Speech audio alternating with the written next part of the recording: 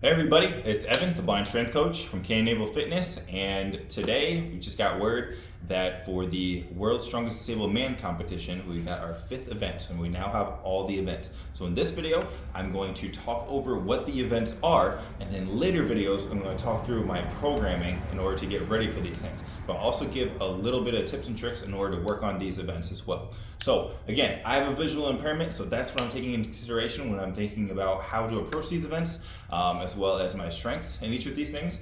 A big thing when you're visually impaired is having to move in between things, especially in Strongman, which happens an awful lot, and you'll see that is going to be very common in this competition. So I'll talk about the logistics of that, and then we'll talk programming again in a subsequent video. So anyway, event number 1 for my class. Again, I'm in the standing class 1. That is where people with visual impairments go. My scoliosis isn't really taken into consideration. I haven't, vouched for any of that, but I don't think it would change anything anyway, nor should it. So I'm in that class, and our first event is a log clean and press ladder. So I'm going to clean it, a log. I'm going to put it over my head. And once I get the down command, I'm going to move on to another log. So that is going to be the complicated part for me, is transitioning between. And then I'm not the best overhead, so I'm going to have to keep training hard on that and be able to make sure that I have plenty of strength to be able to manage the logistics and still be able to succeed. So the 4 logs we have to do are 165, 195, 230, and 260. Moving on from there, we are going to have a timber frame carry. So this is going to be some really big piece of kit where we are essentially doing a farmer carry, but it's all attached to each other. So it's going to be like you're within the frame, picking it up, and then running 50 feet with it. Our contest weight is 550 pounds. So it's going to be much more about speed. Grip won't be a problem, and then obviously the weight isn't so much a problem if we're gunning for speed. So it is just 50 foot down, so don't have to worry about any turns, anything like that. It's just giddy up.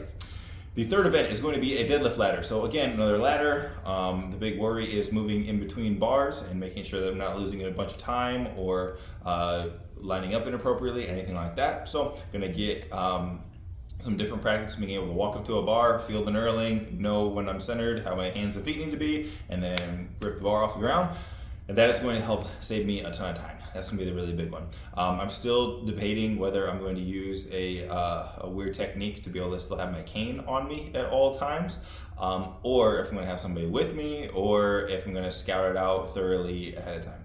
And know that each bar is just straight after the other one. I just step straight over and move on. I don't know how things are going to be lined up, so I'm just kind of considering all those different options in my head in order to make sure that I am able to adapt on the day and make sure that I'm able to exhibit my strength instead of freak out or mess things up, cause myself 30 seconds getting between 2 different bars, and then cost myself the event. So the weights on that are going to be 455, 495, 545, and 600. Definitely capable of finishing that, and so I'm just making sure that everything is moving well with my deadlift, and I build the capacity and like the specimen, the vessel, to be able to do that and accomplish that really well, as opposed to freaking out and trying to do the ladder over and over and over. That's not really going to build my strength. I need to make sure I'm sitting back, building my capacity and my strength, and just turning myself into someone who can do that task. So that's going to be the big focus.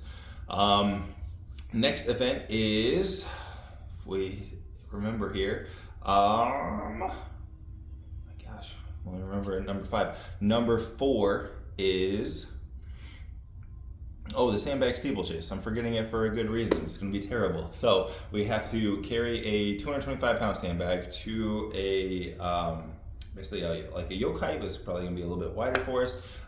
It's this bar that we have to load it over after 30 feet. You have to duck under the bar or go around the bar, and then pick it up and go another 30 feet and toss it over the line. Once you cross that line, you have to run all the way back to the start, so 60 foot, and make sure you don't run completely straight into the bar. Go around that, so that's going to be probably human guiding or something like that. And then pick up a 250 pound sandbag and do the same thing in order to get down, and then you're done.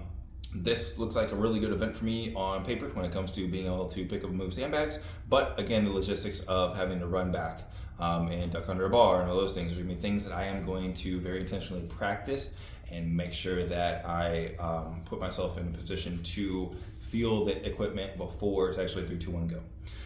That's going to be a fun one to train for. I've got some ideas of how, with the limited sandbags that I have, and one of them is particularly way too heavy for the competition. Getting myself prepared enough to be able to bully that one that's north of 300 pounds around for so many reps, so many picks, so many runs, all in a row. I'm gonna know that I'm gonna have more than enough capacity to really blitz through this and give myself, again, more room for error with having to dodge through those logistics and stuff. So again, the visual impairment is just a consideration of how I need to train and how I need to overly prepare to make sure that even if my body's freaking out, take a bit of a misstep, anything like that, that I'm still able to make up for it and do a good job. The last event, I know this one, is going to be an arm over arm sled drag. So we're gonna be seated, and then you're gonna put your feet against like a platform that's nice and stable. You're gonna have a rope, and you're gonna pull a sled towards you, reeling yourself back in after every pull until it's all the way 50 foot down to you. This is another one that's really good for me. Hopefully it's heavy enough to be good and challenging. Last year's World Championships, it was on a very slidey surface. So the only person that beat me was smarter than me and made sure to like really keep their hands going a lot faster. So we're gonna be scouting out, seeing how people are moving those things, and then be able to practice and then execute different techniques depending on the day, how heavy it is, how tired I am, anything like that. So that's the 5 events. That's some of the considerations that I have to think about as a blind athlete. So if you have any questions, please go ahead and shoot those in the comments below. Please go ahead and like and subscribe and really help to grow the channel. I'm really hoping to put strength training, just general muscle hypertrophy, strength and conditioning type of principles more into the blind community because it is so ridiculously helpful for us. There is a huge disparity between the health and activity levels of blind people compared to normal sighted people. And then if you are sighted, please also follow along and support because we can use all the support that we can get. You're always going to wind up running into someone with a visual impairment who could benefit from this down the road. And then also these principles are really good for you being able to understand maybe more tactically how to feel things. Some different out of the box approaches that can hopefully help you in your training and your fitness journey as well.